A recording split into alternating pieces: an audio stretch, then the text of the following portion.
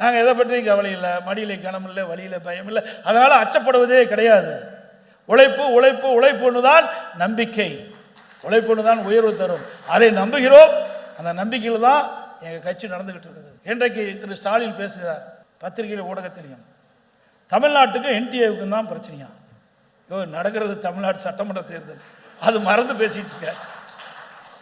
அடிக்கடி ஸ்டாலினுக்கு மறதி அதிகம்னு சொல்லிட்டு இருக்கிறாங்க. அது உண்மைதானே. இப்போ நம்ம புரிஞ்சுக்கிறோம், தமிழ்நாட்டில் சட்டமன்ற தேர்தல், பிரதான எதிர்கட்சி அதிமுக. எங்களை எதிர்ப்பதற்கு அவரால் முடியல. எங்களுடைய இயக்கத்தை பற்றிய எங்களுடைய ஆட்சி பற்றிய குறை சொல்ல அவருக்கு எதுவுமே இல்லை. அதனால என்ன சொல்லுவார், அதிமுக மதவாத கட்சியோட இணைஞ்சிட்டது அப்படின்னு ஒரு வார்த்தை போடுவார். அதிமுக பிஜேபிக்கு அடிமை, எடப்பாடி பழனிசாமி பிஜேபிக்கு அடிமை, அதிமுக பொதுச்செயலாளர் பாரதிய ஜனதா இருக்கணும். திரு ஸ்டாலின் அவர்களே, உங்களுடைய பொய்யெல்லாம் மக்களுக்கு நல்லா தெரியும். எப்படியெல்லாம் நீங்கள் பேசுவீங்கன்னு எல்லாமே மக்களுக்கு தெரியும். அதிமுகவை பொறுத்த வரைக்கும் பொன்மனச்செம்மல் புரட்சி தலைவர் தோற்றுவித்த இயக்கம், அம்மா கட்டி காத்த இயக்கம், எவ்வளோ பிரச்சனைக்கு இடையிலும் அதிமுக வலிமையோடு இன்று இருந்து கொண்டிருக்கின்றது.